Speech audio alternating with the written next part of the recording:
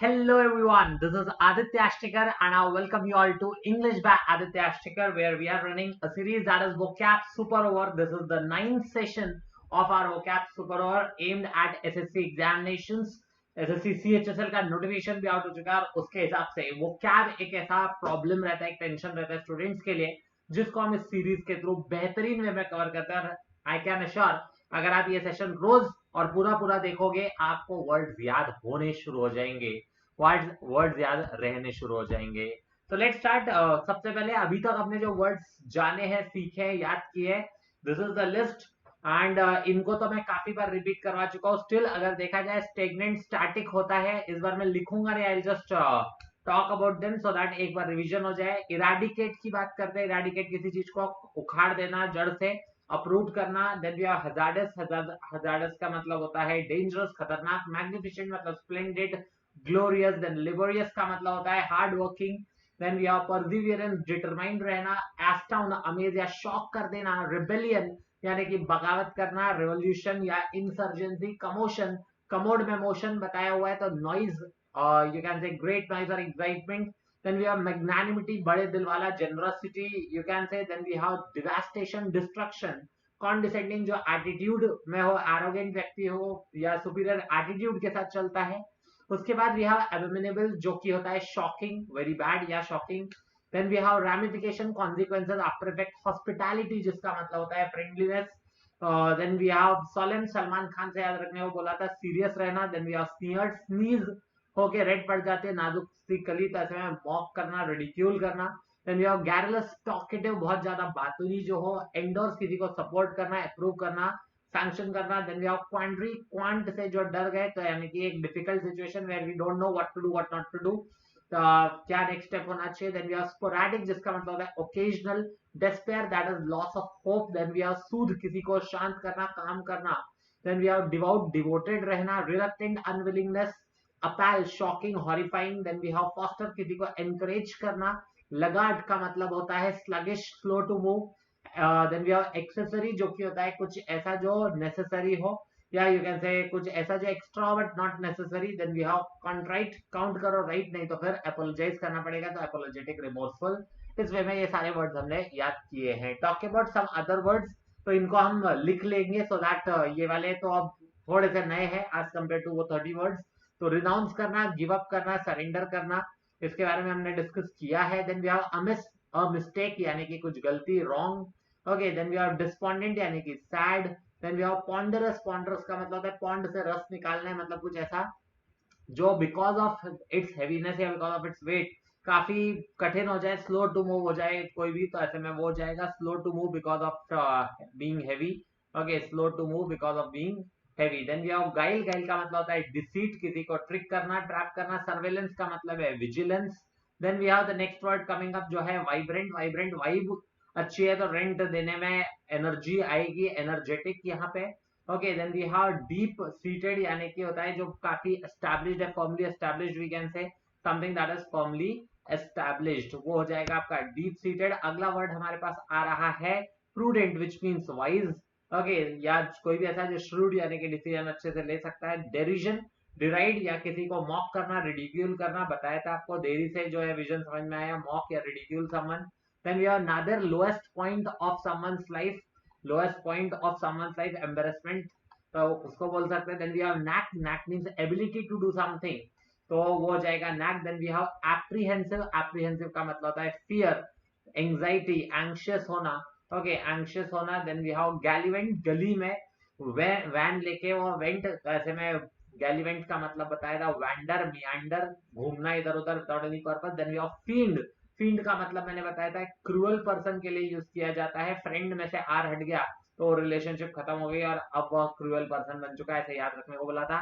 Inept का मतलब होता है someone who doesn't have that skill, मतलब जो उतना एबिलिटी नहीं रखता। ओके, तो ऐसे में इनेप्ट, नॉट स्किल्ड इनफ, उस सेंस में ये यूज होता है। अगला बताया यहाँ पे आ रहा है विम्सिकल, विम्सिकल मतलब मैंने आपको बताया था कोई ऐसा व्यक्ति जो कि थोड़ा सा ऐसा फनी टाइप हो, थोड़ा अनयूजुअल भी हो। फनी, अनयूजुअल, अनयूजुअल होने के कारण ही वह कभी कभी ऑकवर्ड या फनी साउंड हो। And then we have the last one that is wane, wane मतलब कुछ चीज डिमिनिश हो जाए, ड्विंडल, कुछ कम हो जाए, उसके लिए यूज किया जाता है। तो ये सारे वर्ड्स हैं जो अभी तक हमने याद किया है. 8 6 48 words. Now will be moving on to the next set of words. This being the 9th session, तो 9th सेशन में भी हम 6 वर्ड्स जानेंगे और देखेंगे कैसे प्रीवियस ईयर में ये पूछा गया है. Let's start. इसेंट्रिक, बहुत ही मस्त वर्ड है. इसेंट्रिक का मतलब होता है क्या? इसेंट्रिक मतलब होता है कोई ऐसा जो स्ट्रेंज हो, ऑड हो, पेक्यूलियर हो, उसके लिए यूज किया जाता है. स्ट्रेंज और unusual, that is what eccentric will mean. Okay, so odd हो गया, then we have queer, then bizarre, peculiar और idiosyncratic. ये वर्ड काफी बार एग्जाम में आता है, idiosyncratic. ओके, तो idiosyncratic का मतलब वही होता है कि अनयूजुअल सा होना. तो स्ट्रेंज या अनयूजुअल, ऑड, इसेंट्रिक. तो अगर देखा जाए इसके हिसाब से क्या, जैसे आप कैसे याद रखोगे? सेंट्रिक है कोई, सेंट्रिक मतलब जो फोकस्ड रहे, है ना, फोकस्ड रहे, बढ़िया अपने काम में ध्यान रखता है. लेकिन कुछ है जो इसेंट्रिक है, ठीक है, ईसी सेंट्रिक. तो आप चाहे इसको आप ईसी को कुछ भी मान सकते हो. ओके, इलेक्ट्रॉनिक्स एंड कम्युनिकेशन या कुछ ऐसा. तो बेसिकली जो इस तरह के, जैसे इलेक्ट्रॉनिक्स एंड कम्युनिकेशन, इसी बैकग्राउंड मैंने बोल दिया, या कुछ ऐसा उसके सेंट्रिक है, तो ऐसे में वो बहुत अजीब से लोग होंगे, स्ट्रेंज या अनयूजुअल होंगे. इस वे में हम याद रख सकते हैं, ठीक है. So I think so this is fine. Next, इसके एंटोनिम्स की बात करें तो कोई एक है जो ऑड हो, तो वही दूसरी तरफ हो जाएगा वो नॉर्मल रहेगा, नॉर्मल. ओके, अनऑर्थोडॉक्स होगा अगर वो, तो अपोजिट हो जाएगा Orthodox. Customary, typical and ordinary, these will be the synonyms, can be remembered easily. तो eccentric means someone who is strange or unusual. Okay, आगे चलते हैं. नेक्स्ट क्या है, नेक्स्ट की तरफ चले. अब देखते हैं ये क्वेश्चन कैसे पूछा गया था प्रीवियस ईयर्स के एग्जामिनेशन में. एसएससी सीएचएसएल में ये पूछा गया है. इसेंट्रिक, इसेंट्रिक का मतलब होता है क्या? फेमिलियर, गार्डन, वांटेड और उसके अलावा इडियोसिंक्रेटिक. तो ऐसे में definitely the answer is idiosyncratic. Okay, ये आपका करेक्ट आंसर होना चाहिए. ओके, सो जैसे इसको कैसे याद रखोगे, क्योंकि ये वर्ड काफी बार आता है. तो इडियो वर्ड से इडियट याद रखो. इडियट कोई सिंग करने की कोशिश कर रहा है किसी चीज को, ठीक है. तो अगर सिंग करने की कोशिश कर रहा है इडियट, तो अजीब सा लगेगा, स्ट्रेंज, अनयूजुअल सा. तो that is what we can do to remember this word. Okay, I hope so this is clear. आगे चलते हैं. नेक्स्ट वर्ड है डेलिंक्वेंसी. ये बहुत अलग वर्ड है, इनफैक्ट अच्छा वर्ड है. डेलिंक्वेंसी, वैसे अलग अलग इसके मीनिंग्स होते हैं. मोस्टली ये यूज होता है डेलिंक्वेंसी जब कोई यू कैन से यंग एज का व्यक्ति, जुवेनाइल यू कैन से, वो अगर कुछ क्राइम करता है तो उसके लिए यूज करते हैं डेलिंक्वेंसी. या कुछ इलीगल करता है जो एडल्ट नहीं है, यानी कि अभी 18 से कम है, और फिर यंग होने के बावजूद उसने कुछ क्राइम या इलीगल एक्टिविटी की है, दैट इज डेलिंक्वेंसी. कुछ ऐसा नेग्लेक्ट वगैरह के रूप में भी ये जाता है. So behaviour specially of a young person that is illegal और not acceptable to most people. जैसे कहते हैं ना कि कोई छोटा बच्चा है, वो बड़ों से बदतमीजी से बात कर रहा है, तो दैट कैन बी डेलिंक्वेंसी. या कोई ऐसा, आपने क्रिमिनल जस्टिस जैसी वेब सीरीज देखी होगी जहां पे छोटे बच्चे जो हैं वो अपने आप में क्या करते हैं, छोटे बच्चे जो है, उसमें एक थर्ड रिसेंट एपिसोड था इसमें जुवेनाइल कोर्ट वाली बात हुई थी, उन्होंने कुछ क्राइम अपराध किया था, तो दैट इज डेलिंक्वेंसी. बेसिकली इसके सिनोनिम्स की बात करें तो नेग्लिजेंस हो गया, कोई भी वर्ड जो नेग्लेक्ट से रिलेटेड है वो इसका सिनोनिम हो सकता है. नेग्लिजेंस. डेरिलिक्शन, ये भी काफी बार आता है एग्जाम में, डेरिलिक्शन. फेलिनी लिखा हुआ है, felony. Then we have transgression and remissness. तो ये सब जो आपके हो जाएंगे, ये हो जाएंगे क्या, ये हो जाएंगे आपके synonyms. And talking about the antonyms, antonyms में फुलफिलमेंट है, ठीक है. फुलफिलमेंट मतलब पूरा संपूर्ण रहना, वहां पे कुछ भी नेग्लिजेंस वगैरह नहीं है. देन अकम्पलिशमेंट, किसी चीज को कंप्लीट कर लेना. अगेन अचीवमेंट, कुछ प्राप्त कर लेना. ओबीडियंस एंड उसके अलावा परफेक्शन, ये सारे इसके एंटोनिम्स हो जाएंगे. Talking about the question that was asked in the previous year, तो ये सीएचएसएल में ही पूछा गया था. ऑपोजिट पूछा गया था किसका, डेलिक्वेंसी का.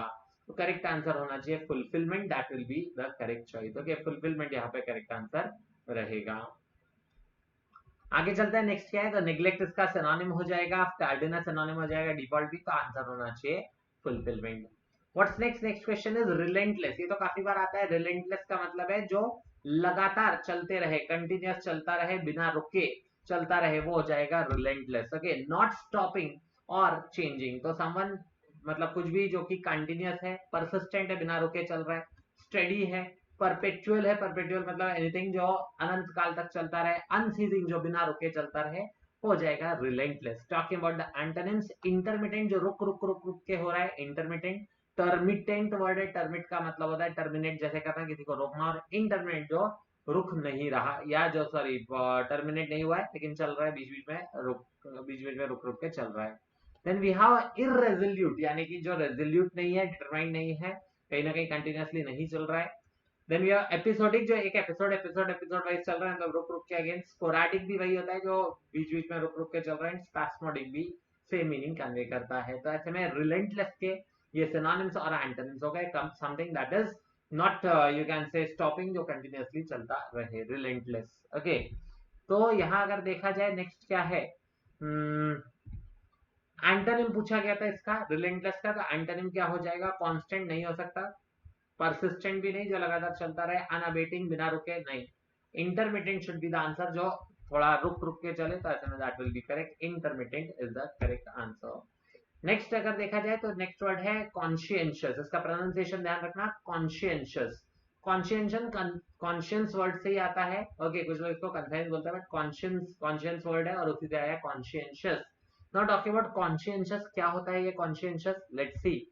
कॉन्शियंशियस का मतलब है डिलीजेंट और कमिटेड इन वंस वर्क और ड्यूटी। कोई ऐसा जो छोटी छोटी बातों का, बारीकियों का ध्यान देता है और उसके हिसाब से काम करता है। ओके, डिलीजेंट और कमिटेड इन वंस वर्क और ड्यूटी, दैट इज कॉन्शियंशियस। याद कैसे रखोगे, देखो कॉन्शियंशियस लिखते वक्त अगर मैं इसको नॉर्मल लेटर्स में लिख रहा हूं तो ऐसा लिखा जाएगा, कॉन्शियंशियस। ओके, है ना, इस तरह से। तो आपको एक इडियम होता है, dotting your i's and crossing your t's, यानी कि जो जो केयरफुली कुछ काम करते हैं तो लिखते वक्त भी वो आई पे डॉट लगाना नहीं बोलते और टी को जो है क्रॉस करना नहीं बोलते। तो that is what we can say, cross your t's and dot your i's. तो मतलब केयरफुल है, वो काफी केयरफुल है, डिलीजेंट है, एसिडियस है, शेड्यूलस है।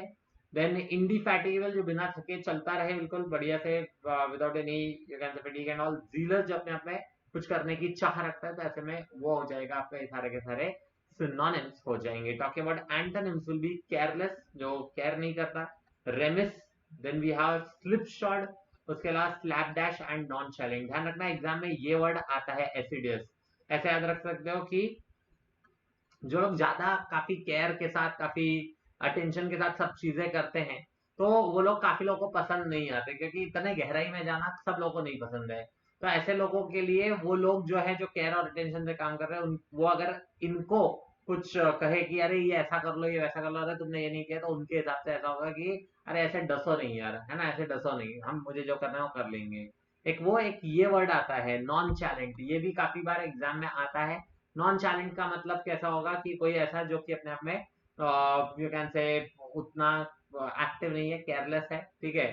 तो चालान वर्ड्स में आ रहा है, जो नॉन चालान है, यानी कि जो अपने आप में चालान नहीं भर रहा है, तो ये केयरलेस हुआ, भाई चालान है उसको भरो। तो this is how you can remember it.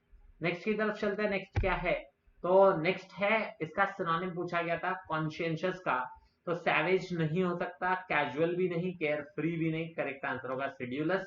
Okay, कैसे याद रख सकते हो शेड्यूलस, ऐसे याद रखो, शेड्यूल, शेड्यूल वर्ड से शेड्यूल वर्ड आता है। अब कोई जैसे आपके इसमें आपका कुछ काम ऐसा है जो आपको शेड्यूल कोई बना के दे रहा है, शेड्यूल बना के दे रहा है, तो वो बढ़िया से आपका छोटी छोटी बारीकियां ध्यान देगा, हाँ भाई सुबह इतने बजे उठो, फिर नाश्ता भी कर लो, खा, फिर उसके बाद पढ़ो, फिर बीच में कुछ खा पी लो, ऐसा पूरा शेड्यूल बना के दे रहा है शेड्यूल, ऐसे याद रख सकते हो। ओके, तो छोटी छोटी बारीकियों पे भी जो अटेंशन दे रहा है। नेक्स्ट की तरफ चलते हैं, व्हाट्स नेक्स्ट, नेक्स्ट वर्ड है इडेशियस। ये भी एक अच्छा वर्ड है, ठीक है। इडेशियस का मतलब होता है जो पेटू हो, ठीक है, ग्लटन यू कैन से, मतलब कोई ऐसा जो जिसको बहुत खाना होता है, edacious, that is what we can say. Relating to और given to eating, having a huge appetite, जिसका यू कैन से एपेटाइट काफी बड़ा है। ओके, जिसको बहुत ज्यादा भूख लगती है, जो ज्यादा खाता है। तो वोराशियस, वोराशियस भी एक कॉमनली रिपीटेड वर्ड है, voracious, again the same thing, यानी कि जो बहुत ज्यादा खाता है। वैसे वोराशियस का यूज और भी सेंस में होता है, जैसे कि he is a voracious reader, मतलब बहुत ज्यादा उसको पढ़ने का शौक है, बहुत ज्यादा पढ़ता है, वैसा। ग्लटन, ग्लटन का मतलब ये होता है पेटू, तो ग्लटनस का मतलब हो जाएगा अगेन सेम, जिसकी बहुत ज्यादा अपटाइट है, बहुत ज्यादा खाता है। रेपेशियस, ओके, बहुत ज्यादा, वही अगेन सेम, जिसको भूख बहुत ज्यादा लगती है, रेपेशियस। याद रखने के लिए, okay, just to remember someone who is rapacious, है ना, उसको हर चीज की भूख प्यास बहुत ज्यादा लगती है, चाहे वो कुछ भी हो, रेपेशियस। तो ऐसे में रैप की भूख है, ओके, रैप बहुत करता रहता है, मतलब कुछ चीज बहुत ज्यादा कर रहा है, rapacious. Okay, then we have ravenous, ravenous Ravan की भी बहुत ज्यादा भूख थी हर चीज की, चाहे ज्ञान प्राप्त करने की, चाहे किसी से भिड़ने की, तो वो रैवेनस। एंड इनसेशिएबल जिसको सेटिस्फाई नहीं कर सकते। ओके, तो सैटी वर्ड आ रहा है वही सेटिस्फाई के लिए, तो इनसेशिएबल जिसको सेटिस्फाई नहीं किया जा सकता। वहीं एंटोनिम्स की बात करें, क्वेंच्ड, क्वेंच योर थर्स्ट होता है मतलब अपनी भूख को या अपने थर्स्ट को, प्यास को मिटा लेना, तो क्वेंच कर लेना। क्वेंच्ड यानी कि वो उसको सेटिस्फाई कर लिया है। सैशिएबल अगेन सेम, जिसको सेटिस्फाई किया जा सकता है। अपीजेबल जिसको अपीज किया जा सकता है, शांत किया जा सकता है। सेटेड एंड फुलफिल्ड जो भरा पूरा है। तो ये सारे इसके एंटोनिम्स हो गए। Talking about the question that was asked in CHSL last in the previous years, तो audacious का सेम बताना है, which will definitely be gluttonous, solvent या insolvent का लेना देना नहीं है, satiated अभी बताया भाई, तो ऐसे में जो satisfied हो तो आंसर होना चाहिए यहाँ पे correct gluttonous। Okay, last word for the day यहाँ पे हो गया gluttonous। तो लास्ट वर्ड आता है vacillate। vacillate का मतलब होता है someone जो indecisive हो, जो डिसाइड नहीं कर पाता किसी चीज को जल्दी। ओके, तो अगर जैसे हमने बोला कि किसी एक पर्टिकुलर एक्सवाइजी व्यक्ति को हमने कुछ डिसीजन लेने के लिए कहा कि चलो वो डिसाइड करेंगे कि क्या करना है हमें। जैसे मैं एक ऑफिस में बैठा हूँ, ओके, आज का क्या टास्क असाइन होना है ये डिसाइड करेंगे मिस्टर एक्सवाइजी, लेकिन हमने कहा यार उसके ऊपर छोड़ के बेकार है, क्यों? क्योंकि वो वैसे ही लेट आता है या वैसे ही लेट आती है, तो फिर वो इनडिसिसिव रह जाएगा। To fluctuate in one's opinions, be indecisive, जो अपने ओपिनियंस के साथ जो है फ्लक्चुएट करता रहता है या फ्लक्चुएट होते रहते हैं, उसके ओपिनियंस डिसाइड नहीं कर पाता। तो वेवर हो गया, डिदर डिथर हो गया, वेवरिंग, डिथरिंग। इक्विवोकेट, इक्विवोकेट ये भी अच्छा वर्ड है, एग्जाम में पूछा जाता है, कैसे याद रखोगे? वोकेट है, वोकेट वोकल वर्ड से आता है, वोकल मतलब बोलना, बोलना, वोकेट मतलब बोलने का एक्शन हो गया। और इक्विवोकेट यानी कि आप दोनों तरफ से बोल रहे हो, दोनों तरफ से बोल रहे हो, कोई डाउट क्रिएट नहीं वहां पे जो है, दोनों तरफ से बोल रहे हो जिसके कारण डाउट क्रिएट हो जाएगा। होता है ना कि कोई व्यक्ति है जो कह रहा है कि यार बीजेपी अच्छा काम कर रही है, और वो दूसरी तरफ कह रहा है कि जो है कांग्रेस को मौका देना चाहिए, तो this is like you are creating a doubt. तो आपके ओपिनियन आप स्थिर नहीं हो, कभी बोल रहे हो कि बीजेपी अच्छा काम करे, कभी बोल रहे हो कि ये लोग जॉब नहीं दे पा रहे हैं, और तो ऐसे में ये इक्विवोकेट हो गया। तो वैसे याद रख सकते हो। Then we have dilly dally, dilly dally मतलब भाई कि डिसाइड ना कर पाना। टीटर, टीटर मतलब भी फ्लक्चुएटिंग इन वंस ओपिनियन, तो ये सारे हो जाएंगे इसके synonyms. Talk about the antonyms, decide करना, कुछ डिसीजन लेना, फॉर्म डिसीजन लेना। परसिस्ट यानी कि लगातार चलते रहना। स्टडी लगातार लगे रहना। सेटल्ड रहना यानी कि कोई डाउट क्रिएट ना करना या ऐसा वेवर ना होना। एंड रिजोल्यूट बिल्कुल फॉर्म रहना अपने डिसीजन में। Okay, talking about the question that was asked, तो वेसिलेट है, वेसिलेट का सेम मीनिंग पूछा था, सेम मीनिंग क्या हो जाएगा? एडवांस, आगे बढ़ जाना। स्टिर एक तरफ से घोल देना, एक टाइप का स्टिर मूव करना। प्लंज, प्लंज भी नहीं, तो आंसर होगा हेजिटेट यानी कि अपने डिसीजन में फॉर्म ना रहना, हेजिटेट करना। करेक्ट आंसर हो जाएगा यहाँ पे हेजिटेट। तो ये है वर्ड जो आज हमने सीखे। इसेंट्रिक जिसको मैंने बताया अनयूजुअल या फिर स्ट्रेंज। ओके, अनयूजुअल या फिर स्ट्रेंज।